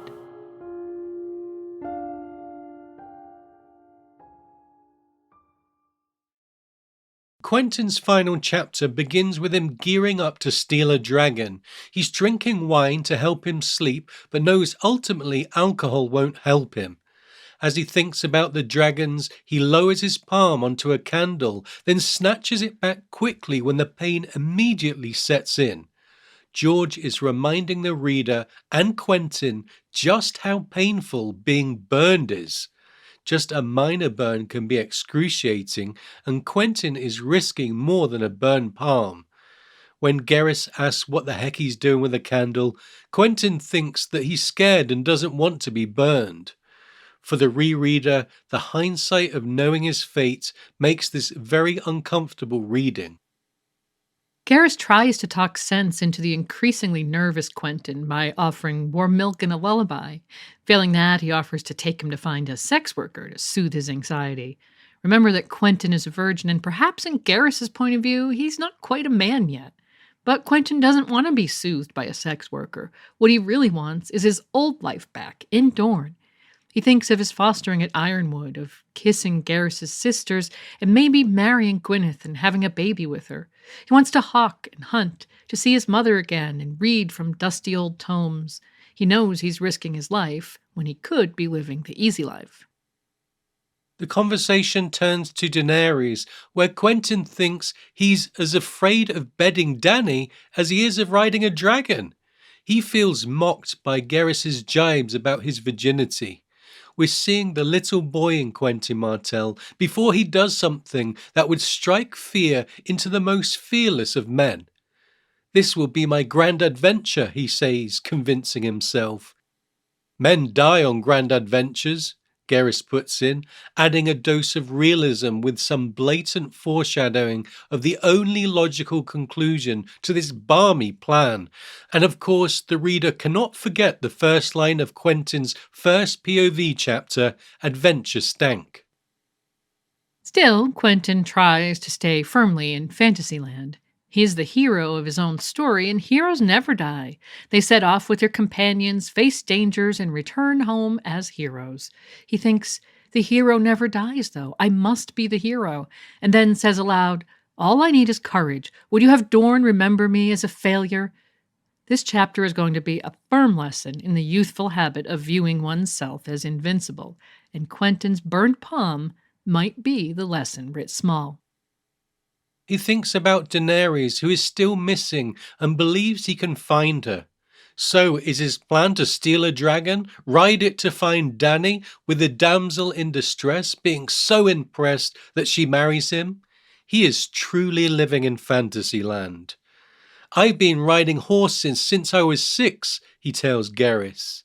"But you've never been thrown off a horse 1,000 feet in the air, his friend replies. It's an upside-down world where Garrus is showing caution and trying to talk sense into the solemn and dutiful Quentyn. Deep down, though, Quentyn knows he's in trouble, as the subject of what he'd rather be doing recurs in his thoughts. The thoughts of his mother are most telling here, for what boy wouldn't think of their mother when they know they might soon be dead? When the time approaches to set off on his mission, Quentyn is full of doubts. The banter from Garrus and Archie chafe at him, and he's in no mood to drink more wine. It's time to focus, and the details of the plan are soon revealed. The Tattered Prince has organized a group to pose as brazen beasts, essentially the City Watch of Meereen, who wear bronze masks to hide their identity. They'll infiltrate the Great Pyramid and use the brazen beast code words that they discovered by capturing and torturing one of them, and then pretend to take up guard outside the dragon pit while Quentyn enters and steals the dragon. Sounds straightforward enough, right? What could possibly go wrong? When the bronze masks are handed out, Archie takes the bull, Garrus the monkey, and Quentyn the lion, who are of course said to be brave and ferocious animals. He picks up the whip he's supposed to use to tame a dragon, just as he's seen Daenerys do with Drogon at Daznak's pit. The group arrives at the pyramid's entrance and boldly communicate with the brazen beast guards on duty. "You've come early," one of them says. Quentyn tells him he's welcome to continue his watch, getting away with his Westerosi accent because the brazen beasts were composed of slaves from many different places. Another of the beasts asks for the code word, and Quentyn replies dog, the word Tatters had told them to use. The guardsmen acquiesce, and now Quentyn is clear to get inside. And the fact that the real guardsman will show up soon only adds to the tension. Quentyn heads inside, followed by a large butcher's cage drawn by a mule containing a dead ox and sheep.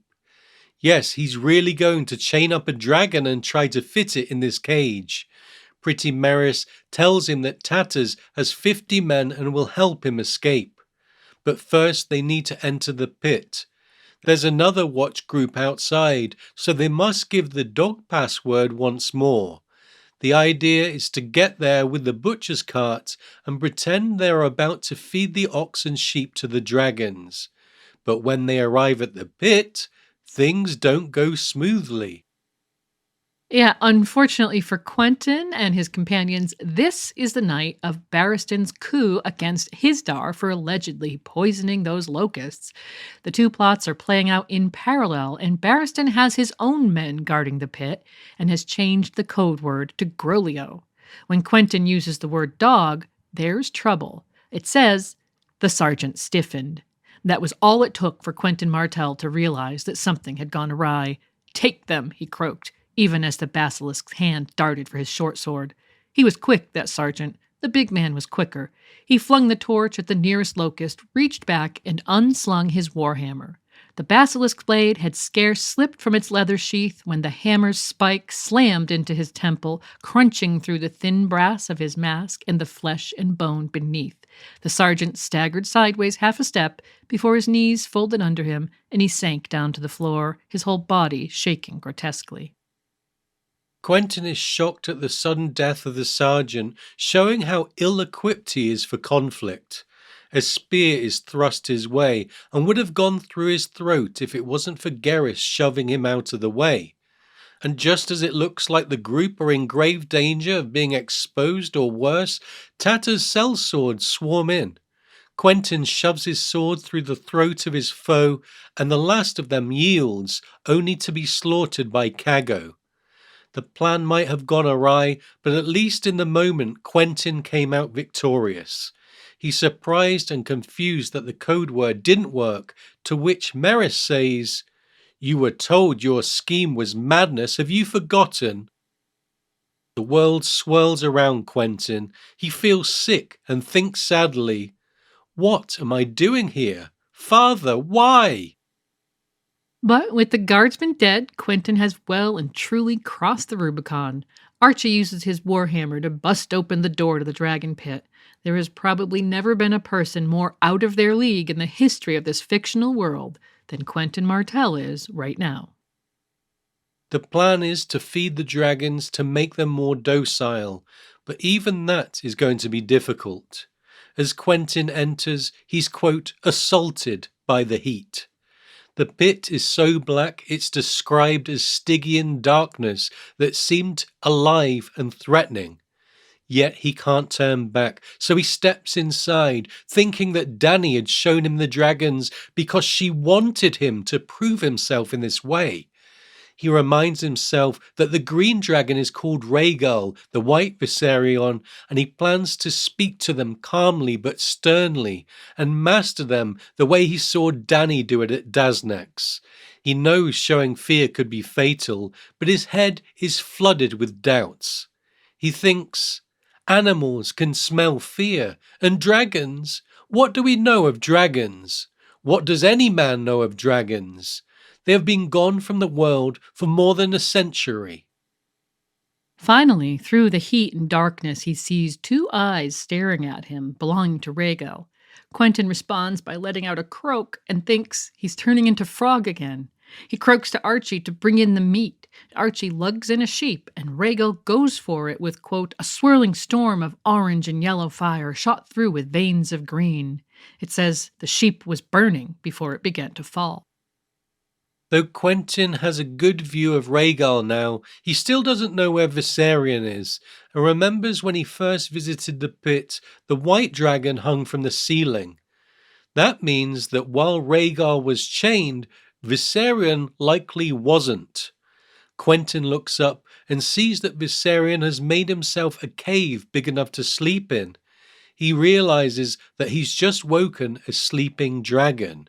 Could this be unwise? While Quentyn waits for the chains to be brought in for one or even both of the dragons, Garrus grabs his shoulder and tries to abort the plan. "Quent, this will not work," he says. "They are too wild." At that moment, Viserion comes between the Dornishmen and the door, isolating them. Quentyn realizes that the dragons seem interested in Merys, perhaps pining for their mother. If so, they'll be even more aggravated when Dany is absent and a group of strange men suddenly show up. Quentyn decides that they cannot wait to feed the dragons to make them sleepy, and that it's now or never.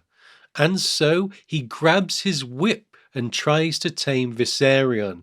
It says, "The dragon knew his name, his head turned, and his gaze lingered on the Dornish prince for 3 long heartbeats. Pale fires burned behind the shining black daggers of his teeth. His eyes were lakes of molten gold, and smoke rose from his nostrils." But rather than respond, Viserion loses interest in Quentyn and turns toward the door, perhaps realizing, with it open, he has a chance to escape the confines of the pit.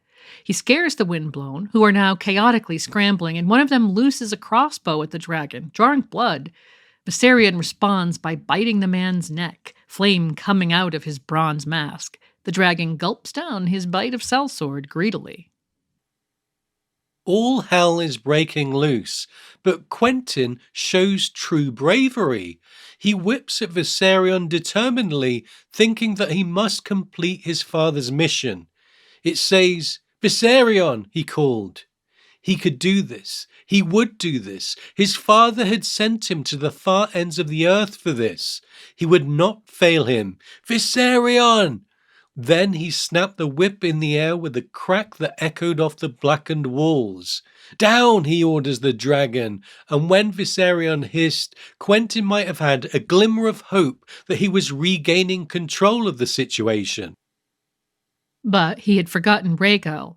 As the green dragon appeared behind him, Garrus Drinkwater frantically tried to remind him, "Behind you, behind you, behind you." Too late, it says. Quentyn heard the wings and felt the furnace wind from behind him. He turned and saw the second dragon. Rhaegal, he reminded himself. The green one is Rhaegal. When he raised his whip, he saw that the lash was burning. His hand as well. All of him was burning. Oh, he thought. Then he began to scream. And that is how the chapter, his viewpoint, and Quentyn's adventure ends. His last coherent thought before being roasted alive was of trying to please his father. And in the next segment, we'll see his dying and the aftermath of the failed dragon tamer plot, while trying to answer the question, what is the point of Quentyn Martell?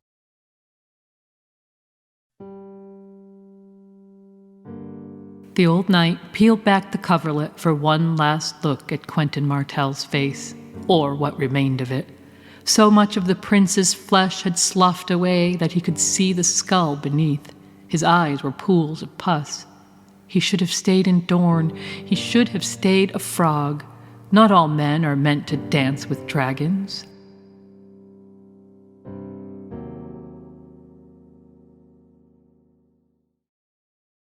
The next we hear of Quentyn is in Barristan's chapter called The Queen's Hand, which begins, "The Dornish prince was 3 days dying."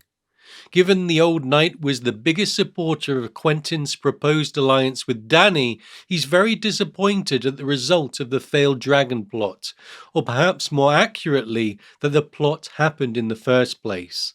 We learn that he's laid the burned Quentyn in Daenerys' own bed, the bed he travelled so far to be in. It's a grimly poetic end for the Dornish prince. As we heard in the quote there, Quentyn died in total agony, his flesh burned from his skull and his eyes full of pus. When we think back to Quentyn slightly burning his hand on the candle, we can only begin to imagine the pain the prince felt in his agonizing 3-day-long death. The grand adventure came to an end in the most horrific way imaginable. And a giant problem created by Quentyn's actions is that the 2 captive dragons escaped their pit and are now on the loose. Barristan notes that Rhaegal is the more dangerous of the 2, making lairs at the top of pyramids and killing many people. Because of Quentyn Martell's actions, Meereen is in great trouble and a lot of its inhabitants are going to get roasted alive. In the build-up to the so-called Battle of Fire, where there will be massive armies out in the open, making a lot of noise and shedding plenty of blood, this is not what Barristan needed. And one person blissfully unaware of these problems is Daenerys herself. She's stranded in the Dothraki Sea with Drogon, in all likelihood destined to return to Vaes Dothrak for a showdown with the Khals that might want her to serve in their Dosh Khaleen, according to their customs for a dead Khal's wife. So, a penny for Dany's thoughts. When she does eventually return to Meereen, presumably ready to invade Westeros with a giant army of Dothraki unsullied and sellswords at her back, how will she react to the double blow of Quentyn's death and the escape of her two dragons? Well, it depends on who she hears the news from and how it's framed. If she speaks to Garrus, he might inform her that Quentyn thought her showing the dragons was an invitation to try and steal one. But if she hears it from Barristan, he might tell her that Quentyn came for dragons and not her, and that she was only a means to an end. As he says to Garrus later in the chapter, Quentyn was here for dragons, not Daenerys. But perhaps even more interesting is how Dorne will take the news of Quentyn's death. When the news reaches Doran, we can imagine how it will be presented. Dany laughed more or less publicly at Quentyn's arrival, something his surviving companions can attest to, as we'll see. Her brother, her husband, and now Quentyn are all dead, and there were already rumors that she had killed Viserys for personal gain. Other rumors assert that she's a witch that bathes in virgin's blood, a promiscuous harridan, etc., etc. We can guess that the game of telephone will paint Dany in a terrible light, adding further insult to injury for Doran, who will be grieving the death of his eldest son. First his brother Oberyn, then Quentyn. Doran and Dorne itself will be reeling. This seems like groundwork for Doran turning against the person that he thought was going to be Dorne's strongest ally. Interestingly, it's a mystery how the reader will know of Doran's reaction. Doran does not have POV chapters and is dependent on his observant guardsman Areo Hotar for exposition. But Areo has been sent to High Hermitage to track down Darkstar for his role in Aris Oakhart's death and the injuries to Myrcella. So perhaps we won't be privy to Doran's inner thoughts, though some of them could be put in a letter to Arianne, who is poised to meet young Griff, aka Aegon Targaryen. Whether he's the genuine article, a fake Targaryen, or even a secret Blackfire backed by Varys and Illyrio Mopatis, Aegon is a character we predict will come into conflict with Daenerys at some point, so Martell adjacency to him is very interesting after Quentyn's rejection and death in Meereen. More on that later. Altogether, Doran's great plan to uphold the pact signed over a decade ago has gone very badly awry, and there's every reason to think Doran might come to blame Dany herself. The alliance plans are in tatters, and now Doran has to rethink his plans for vengeance against the Lannister regime.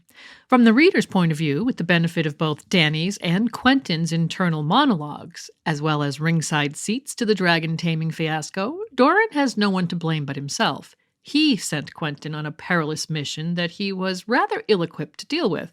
Quentyn was so afraid of disappointing his father that he ended up being roasted alive instead of returning to the safety of Dorne as a failure.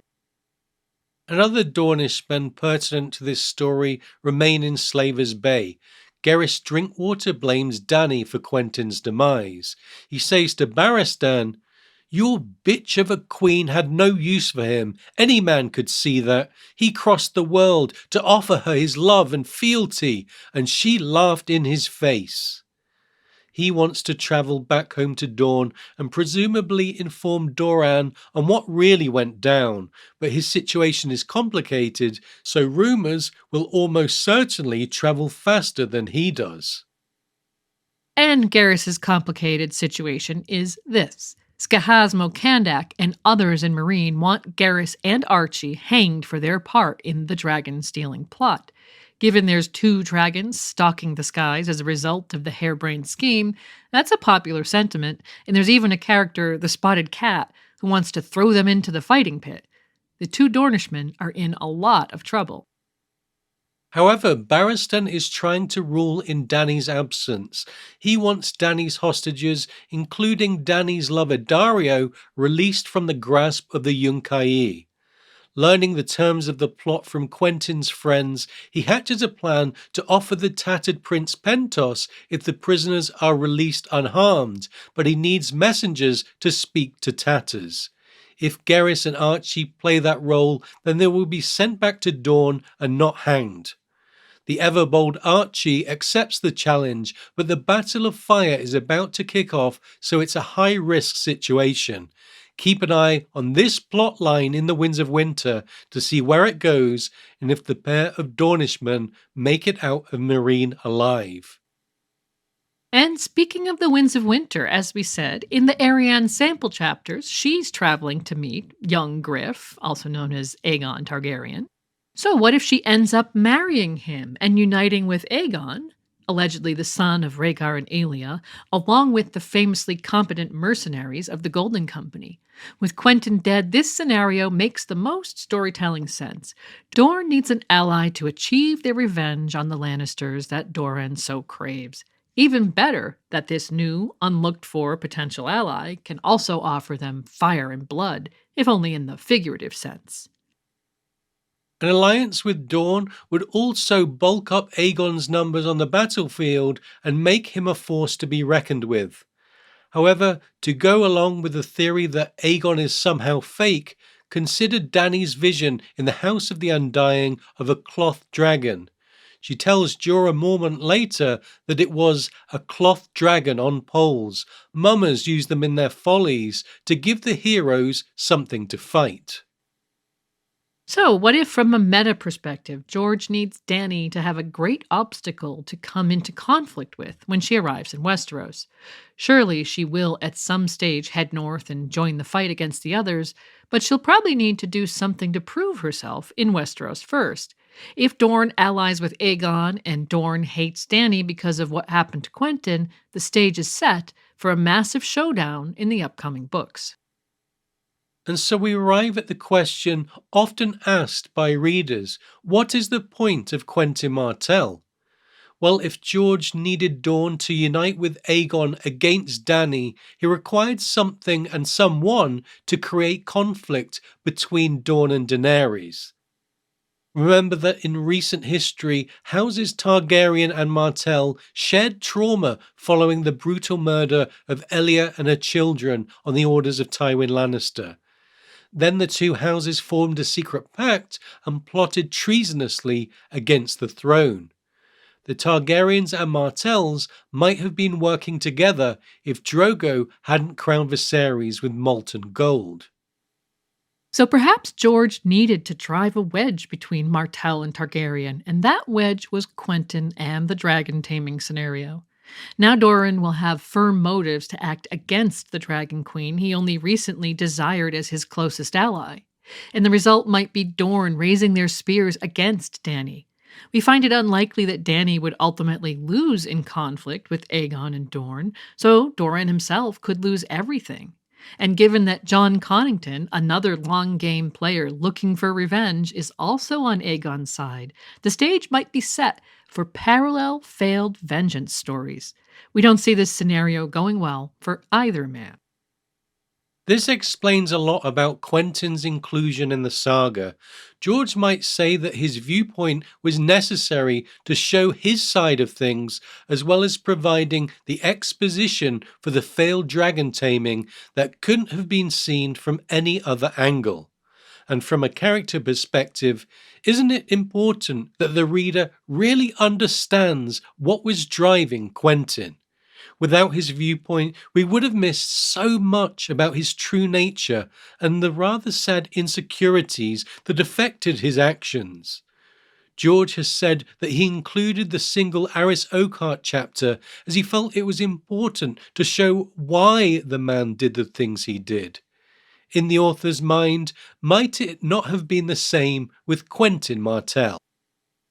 Ultimately, Quentyn gives us a statement on the realities of adventure, the pressures of duty and expectation, and the wages of vengeance that are all in keeping with some of the major themes of the novels.